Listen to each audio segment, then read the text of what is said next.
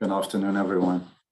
I could, of course, in a rhetoric way, open up the question and just simply say nothing, but that wouldn't be fair, I guess. So thank you all for inviting me. It's good to see some of you back again, though in a digital way, but it's a wonderful initiative.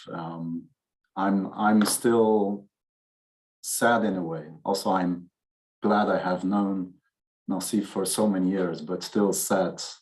I lost a friend, and I remember, and Auke will confirm that, I guess, our visits in Strasbourg, which were wonderful, not only at an intellectual level, but also at a personal level. So it's with mixed feelings. I'm talking to you in the here this afternoon.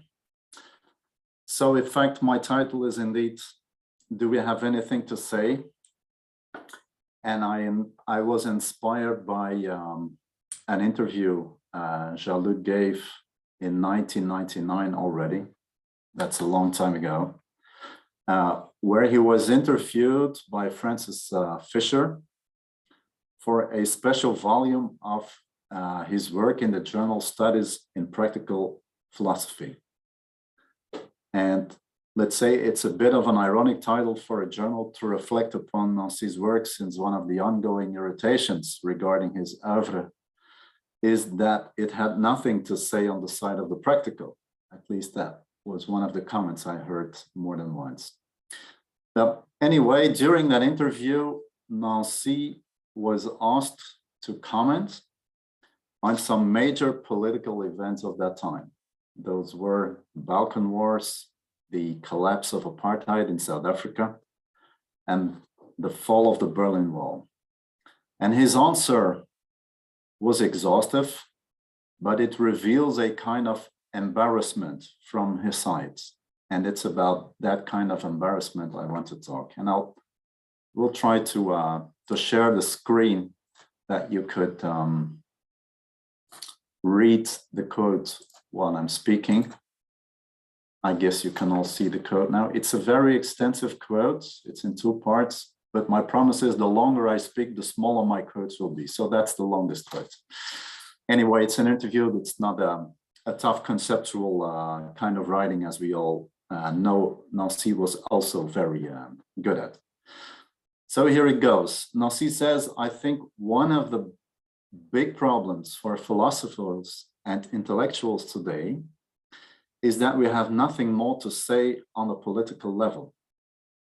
For example, at the moment, the elections in South Africa and the problems in Bosnia are all over our televisions. Of course, we are all happy to see the South African people celebrating, but we also know that we have no political model to offer South Africa beyond the model of the democratic vote, which is very important, but which won't resolve the problems that the people of South Africa will encounter in a few years' time. And with the problem of Bosnia and Serbia. And here I go to the next slide, where he says, what do we have to say?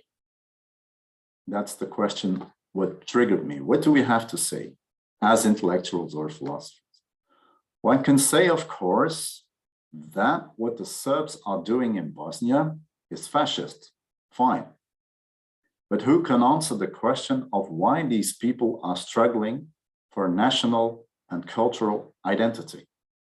Why are there such nationalist forces and needs? These forces and needs for identity exist, but of what are they made? This is a question, I would say, which escapes our political tools. And here at that point, Nancy articulates his embarrassment or his shame. He says, I am ashamed sometimes when, like many other people, I say that politically we must be against this or that or for that, because I am immediately aware that this doesn't get us very far.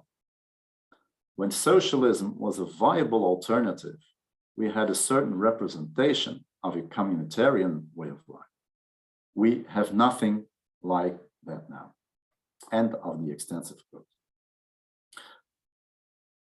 In fact, this embarrassment Nancy witnesses from in that interview, this embarrassment is intimately related to Nancy's oeuvre from the very beginning. In the 1980s already, Nancy, along with Philippe Lacoue-Labarthe, opened Jacques Derrida's deconstruction onto its political implications. A first hint of this was given at the famous conference we all know, Les Fins de l'Homme, in Cerisy-la-Salle in 1980 already, on the potential political and ethical implications of Derrida's work. That same year, Lacoue-Labarthe and Nancy organized a forum for re-evaluating philosophical reflections on the political. As we know, the activities of the Centre de Recherche Philosophique sur le Politique, philosophical research on the political, this resulted in two well-known publications, Rejouer le politique and Le retrait du politique. And especially this latter one, Le retrait du politique, sums up the center's intentions. And I try to summarize those intentions. Politics has been retracted and been forced off the stage because its foundations have fallen away, let's say, during 20th century. This form of politics is what Nancy later on in his oeuvre has called la politique de la destination, so the politics of destination. A kind of politics that aims to realize a sovereign goal or preordained destiny of a people. At that time, let's say in the 80s and 90s, the analysis was that this form of politics had largely disappeared and had been replaced by an international politics of human rights. And in fact, at that time, this wasn't the case, though I think we must face the observation that it seems to have returned today in a new dress or in many new dresses. First of all, let me dig deeper into the politics of destination. To me, it is remarkable that later on in his oeuvre, Nancy silently distanced himself from the questions he and Lacoue-Labarthe developed at the center. He has more than once, in an exchange of letters to me, but also in several interviews, he made a sort of critical attitude towards this text, and he made that quite clear.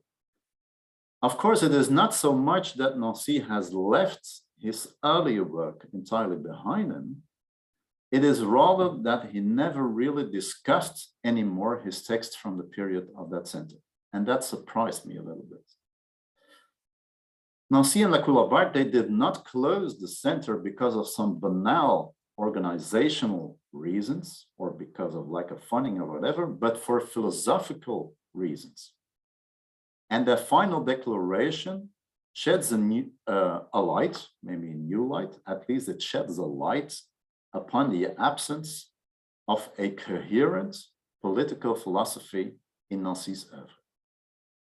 Looking back upon it, Nancy stated at length in his text, La Comparution, the Coherence, and that's the next quote, also quite extensive, but they're getting smaller. So I quote again, Nancy writes there, we were becoming aware of the weight of a growing consensus, which concerned in the end of the political itself, designated as the absolute danger of the definite impasse of thought and practice.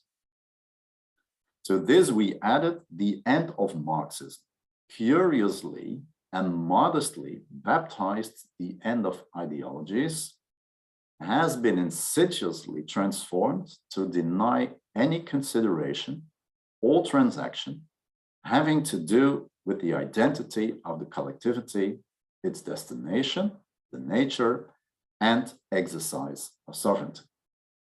A slowly accredited intellectual attitude privileges ethics or the aesthetic, even the religious and sometimes the social, over and against the political.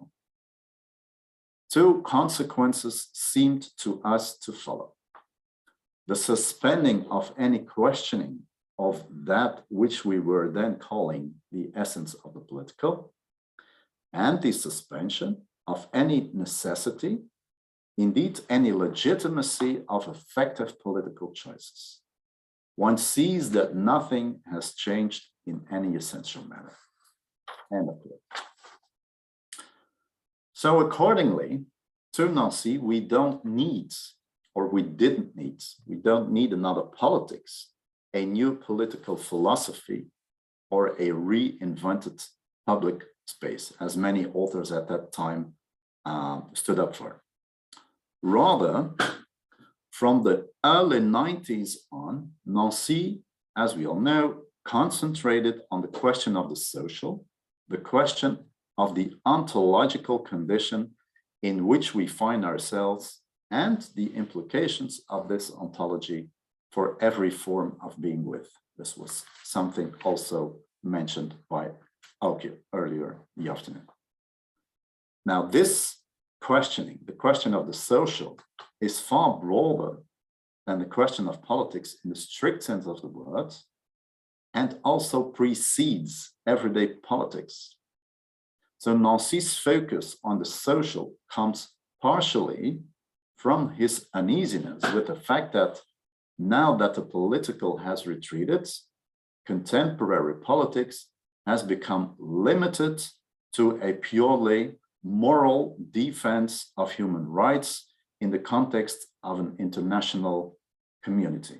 One could say the rise of ethics instead of politics. I mean, if you look at the amount of places where ethics is mentioned, I think that's a symptom of that evolution.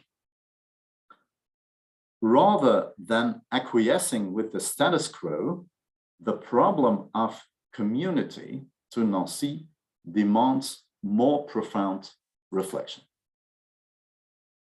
And that's the next quote, from Être singulier pluriel. Nancy writes there, at the very moment when there is no longer a command post from which a socialist vision could put forward a subject of history or politics, or in an even broader sense, when there is no longer a city or society out of which a regulative figure could be modeled, at this moment, being many, shielded from all intuition, from all representation or imagination, presents itself with all the equity of its question, with all the sovereignty of its demand. So that's what Nancy has reformulated time and again as being exposed, the nudity of being with, being plural, singular, etc., etc. So if there is an imperative throughout Nancy's writings, it is il faut penser la communauté. One must think community. This is more than simply a topic popping up in his work. It is, or it has been crucial for him during his life and work. So one must is a categorical imperative, an ethicity, as he also called it, that calls on a thinker to confront a philosophical problem. There was no escape from the problem of community. So time and again, to Nancy, what there is left to reflect upon regarding our social relations is nothing more or less than our being together. Now, in the same interview with Francis Fisher in 1999, Nancy distances himself from what is called the politics to come. And the politics to come, that was in the original publication of the Coherence, of La Comparution, was still the subtitle of that book. So in the interview with Francis Fisher, he distances himself from that with a comment, I am afraid, so I quote here Nancy, I am afraid that this is a little too easy to say this is another politics. Nancy says, I have myself written that phrase more than once, another politics, but I'm not entirely sure what politics means. Perhaps we should be clear and say that politics means being in common, although this is precisely too broad a meaning. End of quote. So rather than speaking about the rehabilitation of an earlier ontic foundation of community in a being, be it God, the people, race, culture, identity, whatever, Nancy kept on thinking from the condition of being in which we are placed. And his thesis is well known. We are already in a relation with others, even before one can begin to speak of community or of politics. So this ontological sociality, as he also describes human existence, is the condition of every concrete meaning of communality, but it is by the same token a condition that is forgotten in many ontic determinations of community. So that's one of the reasons why he kept on stressing on that particular point or on that necessity. Now, looking back upon Nancy's oeuvre from that particular political perspective makes it interesting to see how at the same time Nancy seems to have analyzed things in a righteous way, but lacked the conceptual apparatus in his work to move on with it. Thinking the political might imply more than righteously postulating the need to open up the horizon of sense, but several of Nancy's phrases on power or democracy end up here. Democracy, he writes, I forgot to present you that quote. That's, of course, a former quote I just read.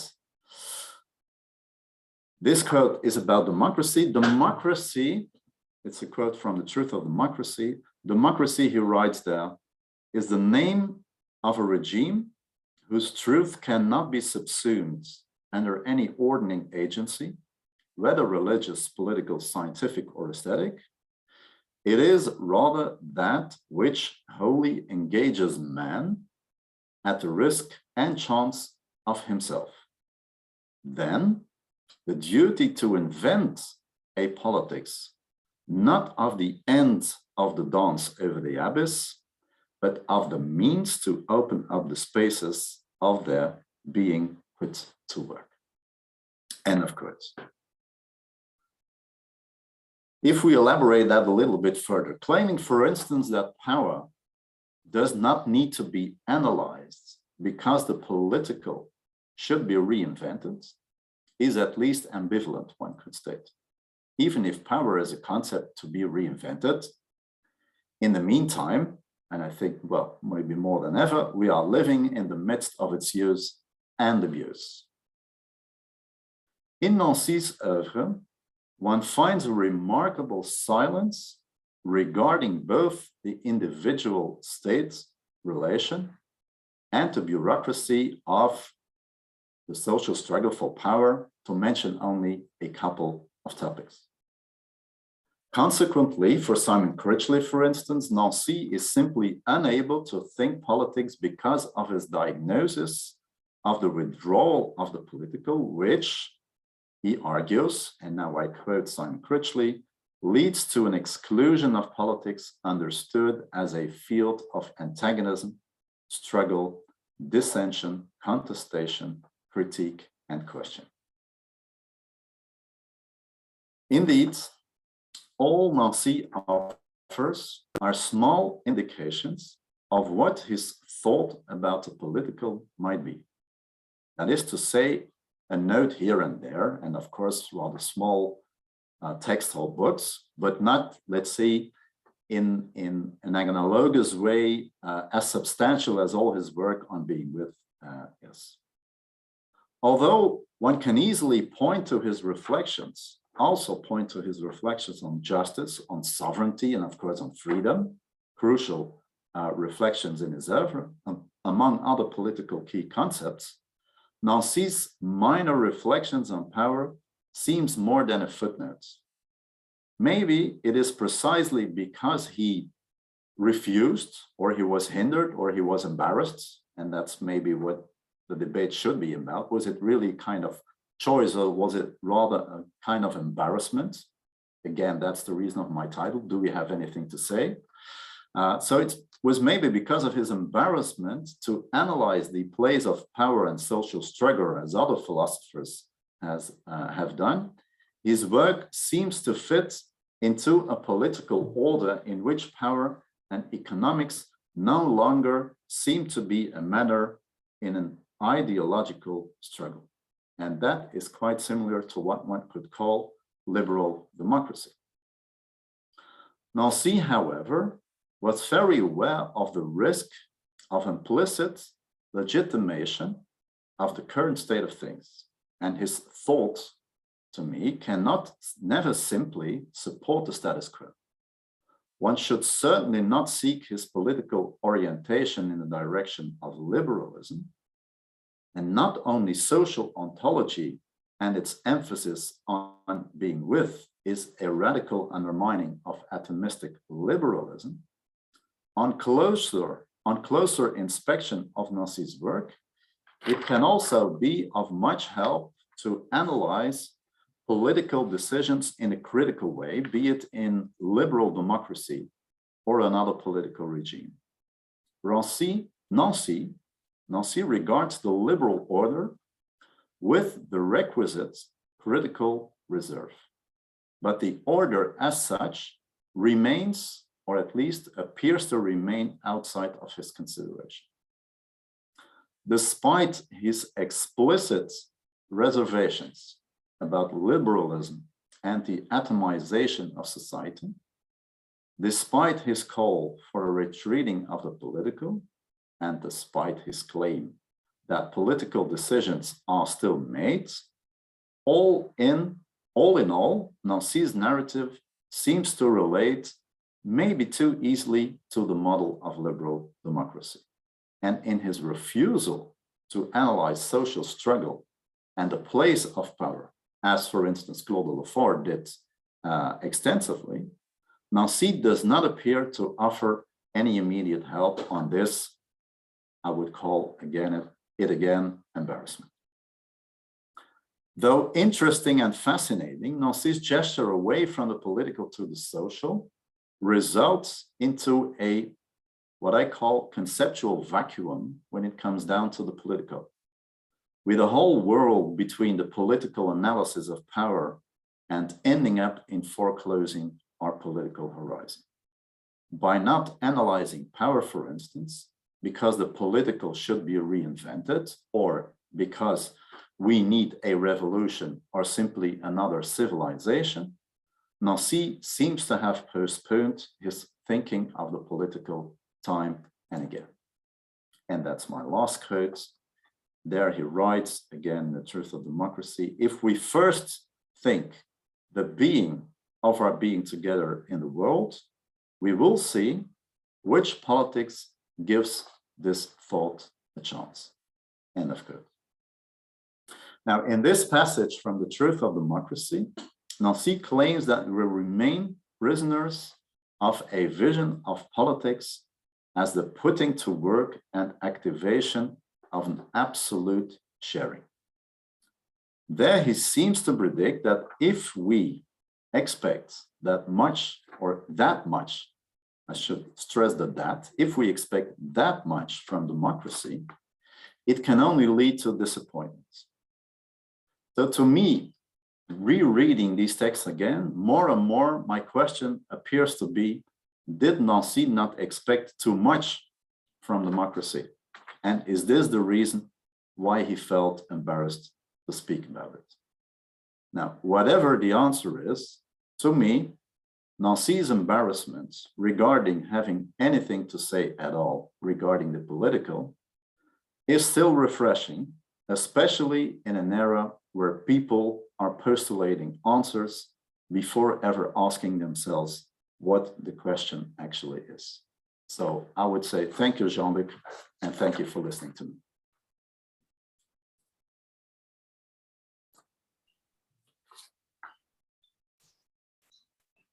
Thank you very much.